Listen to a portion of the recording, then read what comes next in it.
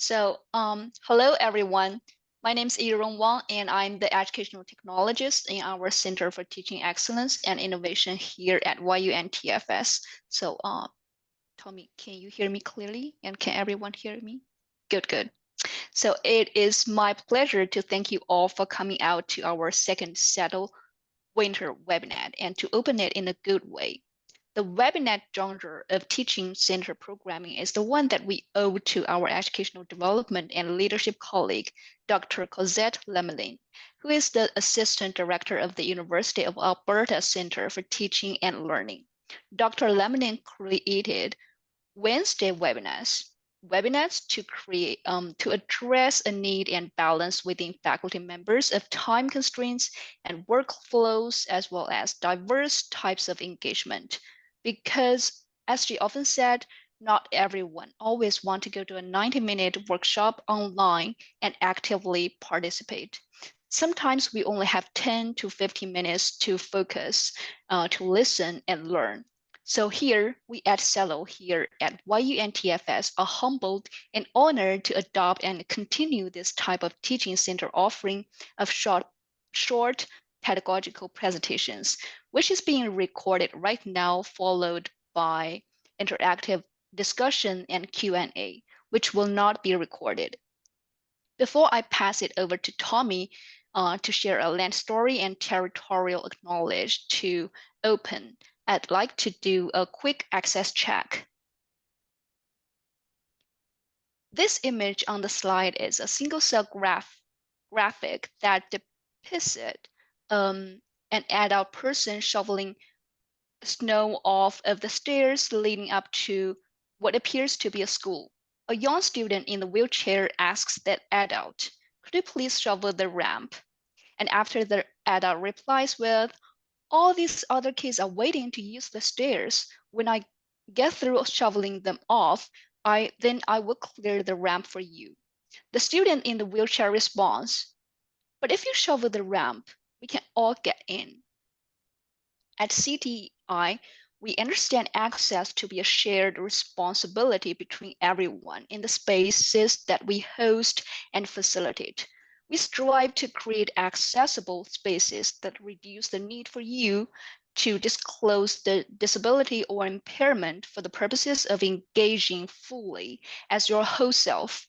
And in doing this together, we commit to welcoming disability and the powerful changes it may bring into our spaces. So let me ask this. Is there anything about this space of the Zoom call that we should address now? Or are there any other access needs that might affect your participation in the Webinet that we could also address?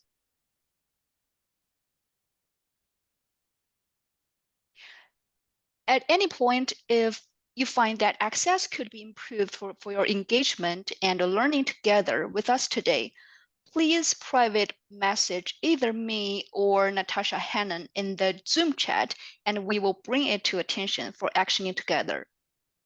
And now I'm very pleased to turn it over to Dr. Tommy Mayberry, the director of our Center for Teaching Excellence and Innovation. Thank you, Arong. I noticed in the chat it was asking for the transcripts to please turn on live transcription. I believe that is on. Can we confirm that you folks have that available? I'm seeing some nodding heads. Just because I can see it on my end does not mean we can all see it on our end. It is available. Okay, excellent. Donna raised a hand. I think that was the yes, it's on. Excellent. Wonderful, thank you. So that is great.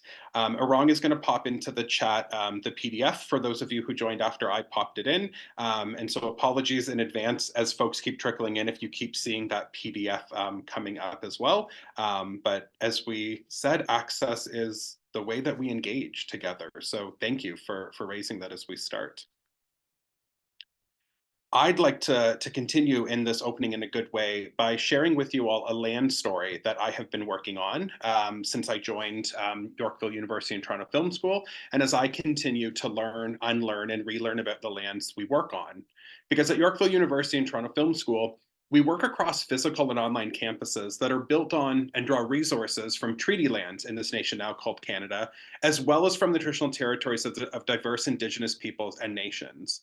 So our campus in what is now known as New Brunswick sits on land under the Peace and Friendship Treaties of 1760 and 1761, and on the land of the Wabanaki Confederacy, the Mi'kmaq, and the Wolastoqiyik-Molzeet First Nation. The black and white picture on this slide in the top right is a scan of the archive document of the signatures on the Peace and Friendship Treaty, bringing that history of New Brunswick right to us in and for our work. The picture on the top left is a scan of the archive document of the signatures at the bottom of Treaty 13. Our campuses in what is now known as downtown Toronto, as well as the Steeles neighborhood in Toronto, sit on treaty land of the Toronto Purchase of 1787, also known as Treaty 13, which is the land of the Mississaugas of the Credit, the Anishinaabe, the Chippewa, the Haudenosaunee, and the Wendat peoples. This is part of our living history on these lands in southwestern Ontario today. And our campus in what is now known as British Columbia is not treaty land, but sits on the unceded territories of the Coast Salish people of the Wantlen, Musqueam, and Kakite First Nations. Being unceded and not having ever entered into signing treaty agreements with the Government of Canada, there is no archival picture of any ratified signatures. So I bring this black and white archival photo of the main Wantlen winter encampment that became the site of New Westminster. Here, the site is viewed from the Surrey shore of the Fraser River. And of course, our BC campus is specifically built in New Westminster, right on this land shown here. I open in this way, as I said, as I continue to learn, unlearn, and relearn about the lands we work on and across, but also because, as I've been taught by Indigenous peers, elders, friends, and loved ones, digital space is Indigenous space too. And we are meeting today to talk about generative artificial intelligence in teaching. So the conversation today with this work is also about history and accessibility and growth and evolution. And we always need to know, honor, and remember where we've come from so we can navigate powerfully where we're going. In our last Webinette together, which you did not need to attend in order to be ready and successful for this one, no worries. But in our last Webinette together, we closed for the moment with some preliminary discussion and ideas on how to engage students in conversations on Gen AI and authentic teaching and learning. And so that's going to be the entire focus of today's Webinette. So it is my hope for us then that in this Webinette session today, by the end of it, we should all be able to create open, inclusive, and dynamic teaching and learning environments. And we should all be able to guide ethical and responsible engagement with Gen AI, both our own and with and for our students. All right, so some things we can do to start creating more open, inclusive, and dynamic teaching and learning environments when it comes to generative AI are acknowledge the fact that all of us will live in and learn in a world with Gen AI. Also acknowledge that learning about rapidly evolving Gen AI is a continuous process for both faculty and students. Invite students with diverse perspectives and backgrounds to share their perceptions of and their experiences with Gen AI tools. And encourage students to express any concerns or misconceptions they may have about Gen AI. Help students to understand how Gen AI works, what the strengths are, what the weaknesses are, and what the ethical and privacy considerations are. Encourage an ongoing dialogue about Gen AI throughout your course, and play with Gen AI tools on your own and together with your students. And I put optional there in the brackets for that so that no one feels you have to do this, as we're all on our own journeys and we're working through here. But playing with it is something that I really want us to think through. Because as Joseph Brown at the Institute for Learning and Teaching at Colorado State University says, we need to acknowledge that ChatGPT and all of its AI cousins are quickly becoming part of our lives. So when we share how we feel about those programs, we can share the good, the bad, the strange, the exciting, etc. So that's where I want to illustrate these initial points on open, inclusive, and dynamic teaching and learning environments. I want to share two examples from my personal life with my partner, who has the same name as me. Yes, Tommy. So together we are the Tommies, also a yes there, just so you don't think I'm making this up or talking about myself in the third person. But for my first example on my Tommy recently applied for a job as a curator's assistant. And we both thought that it could be kind of fun to try out a generative AI app that was specifically for cover letters and job applications to see what it can do. So the specific app we used asked him to upload his resume, as well as give the links for both his LinkedIn profile and the link to the specific job posting to which he was applying. Less than 10 minutes after clicking go, it generated a pretty good cover letter, I'm not going to lie. Pretty good, though. By no means was it ready to just copy, paste, sign, and email to the art gallery. It lacked flow and personality. It misunderstood consecutive employment appointments at one company or one employer. It didn't convincingly incorporate examples to highlight my Tommy's knowledge, skills, and abilities for the job. And it verbatim took aspects of the job posting and just flat out wrote, I have this experience, even when my Tommy didn't. So while it did do a great job at generating a zero draft of a new cover letter for my Tommy, which helped him to break out of that cycle of opening up your last cover letter version and just updating it instead of overhauling it completely, that's exactly what this was. It was a zero draft. It was great for busting writer's block and for getting to updating and overhauling. And yes, there were one or two gems in there of kind of, oh yeah, moments for my Tommy that he might not otherwise have connected between his online profile, his 2-page resume and highlights, and then the job posting specifically. But he still did, and this is the important part, he still spent another good 90 minutes turning that zero draft into a first draft and then iteratively polishing that first draft into a final draft before applying with it to the art gallery. My second example, over this past long weekend, Tommy and I continued playing with Gen AI tools, but this time with no goal in mind, but more actually looking at some of the novelties and innovations and advancement that these apps are making. Really simply what we did is we just asked Microsoft Copilot to tell us about ourselves. Not vain at all, no worries, no, not at all. So literally, here's what came up when we asked Copilot, who is Tommy Mayberry? So I'm going to read this so you don't have to go in. I'm going to read it word for word. But Copilot generated from our question, who is Tommy Mayberry, the following. Tommy Mayberry is a remarkable individual with a multifaceted background. Let me introduce them to you. Number 1, professional role. Tommy serves as the executive director of the Center for Teaching and Learning at the University of Alberta. In this capacity, they contribute significantly to educational excellence and support for both students and faculty. 2, identity and interests. Tommy identifies as a white, queer and trans settler scholar and an academic drag queen. They grew up on the Haldimand Tract in what is now known as Southwestern Ontario. Interestingly, Tommy has a partner who shares the same name, Tommy. 3, memorable moments. Tommy's first formal connection with the University of Alberta was when they served as a keynote speaker for the Center for Teaching and Learning's Online Teaching Institute in August 2020. Notably, this event marked their introduction to the U of A and their first experience with digital drag across time zones. 4, fun facts. As a child, Tommy achieved the impressive title of Provincial Horseshoe Champion in Ontario. They even competed nationally, securing 3rd place in all of Canada! Exclamation mark. Tommy's favorite distraction, and notice the spelling of favorite there if you can see it, the American spelling. Tommy's favorite distraction involves reading social media comments, immersing themselves in that alternate universe of opinions and interactions. They have a soft spot for Sharpie pens, which are essential for their note-taking as a lefty in a right-handed world. And 5, personal reflections.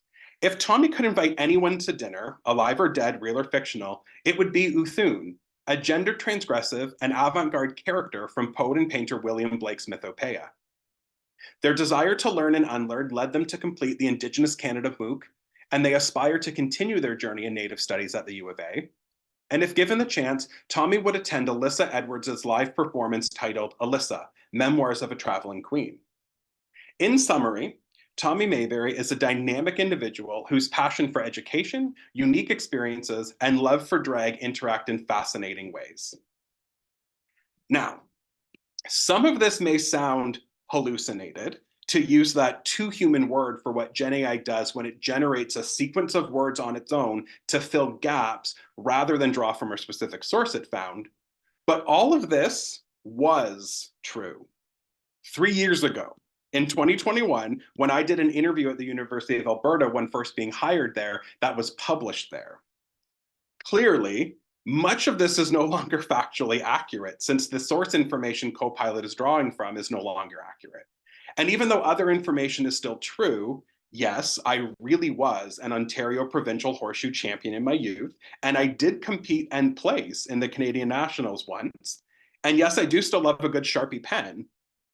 This quick 300-word biography of me only drew from 4 sources, 3 of which were actually the same interview, but with different hyperlinks from different postings of it on the website. So really, that was just one source. And of those 4 sources, only 2 of them this post actually cited. And while I really do certainly almost near blush at the word sequence, Tommy Mayberry is a dynamic individual whose passion for education, unique experiences, and love for drag intersect in fascinating ways. That thesis statement, because that's what it is, right? That's an umbrella overview argument with 3 pillars, each of which could be expanded upon with specific examples and interconnections, right? So that thesis statement, Copilot artificially intelligently generated. That thesis statement would require wider research than just one interview, and definitely some more recent research to get the facts contemporarily right. Like where I work now, with all of you fabulous YU and TFS folks. So not quite ethical nor responsible, right? What Copilot generated for who Tommy Mayberry is maybe needed some more ethical and responsible engagement with Gen AI. So some things we can do to start guiding more ethical and responsible engagement with Gen AI, both on our own and with our students, are explain how like in your course, your AI policy, explain how that aligns with the course and program learning objectives, and discuss with students how such tools may be helpful or harmful for their learning and for achieving those learning goals of your course. Specify your expectations on acceptable and unacceptable uses of Gen AI tools at both class and assignment levels. Another reason to discuss these tools is that there may be mixed views among students regarding the acceptable use of AI, with some confusion on whether and how using such tools would be considered academic dishonesty, with some students refusing to do so at all because of their own academic standards, and with others being concerned that they may potentially receive a lower grade compared to their peers who used AI. And as Brown says, clarify in certain terms when it is not okay to use those services in your class or in your coursework, and help your students understand that using Gen AI on their writing or work that they submit for credit might result in academic misconduct, and help them understand why and how. Not just a binary yes or no, but the why and the how are very important. We also need to acknowledge the availability of faculty-facing Gen AI tools at YU and TFS and be transparent and preemptive in our application of them.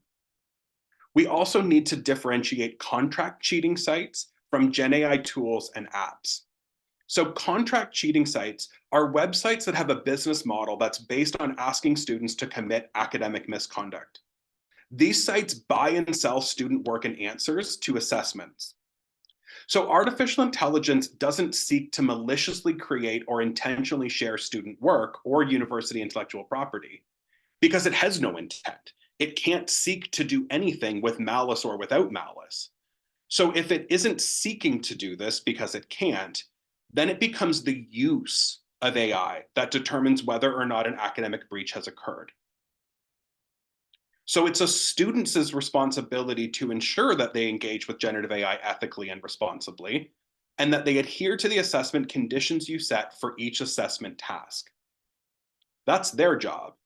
Our job as instructors, our responsibility and our privilege even, is to teach them and to support them. So we can also start guiding more ethical and responsible engagement with Gen AI, both in our own work and with and for our students, by making sure that students are aware of the learning supports at YU and TFS, such as the Artificial Intelligence in Education Information for Students page, which is our institutional expectations for student use of AI. We also have the Student Success Center at Yorkville University and Toronto Film School. We have our student guide on academic integrity, and we have the Studiosity tool, which offers 24/7 online academic support for our students. So making sure that our students are aware of these links, which these are hyperlinked here. You also I can email these out. Erong put the PDF in the chat as well for you. These are great ways for us to begin having these conversations and making sure students are aware that these are available to them. Because many students are exploring AI tools, and some are doing so unknowingly. They use AI for spell checking, coding, math, citations, and even online shopping.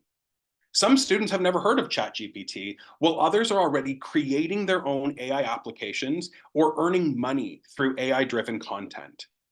So we need to remember that our students' experiences differ just as ours do. So guidelines on AI use may vary across our classes.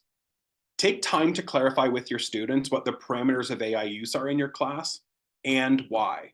Always that and why. And this needs more than just reminding students to complete their academic integrity modules and the like. As folks in the Teaching and Learning Center at Monash University say, the literature shows that where students build relationships with their educators, it reduces motivations to breach academic integrity. So build relationships with students by teaching them about academic integrity in the context of a unit, because academic integrity is about shared values as a university community, and they apply to students and staff alike. These shared values form the basis for ethical interactions and the credibility of the degrees awarded by our university. Ultimately, communicating with students about Gen AI and having these conversations with them is about more than just educating them about AI in the context of academic integrity. It's about, as we here at YU and TFS have as one of our signature learning outcomes for our students, ensuring that they will be digitally capable when they graduate, that they will be able to source, evaluate, create, and communicate ideas ethically using a variety of digital tools and platforms. Digital tools and platforms of which, unambiguously, Gen AI tools, apps, and technologies are most certainly a part. So in languages we speak across this nation now called Canada, I'd like to say miigwech, merci, niawe, thank you, and merci. And I'm going to stop the recording now so that we can move into our discussion Q&A together.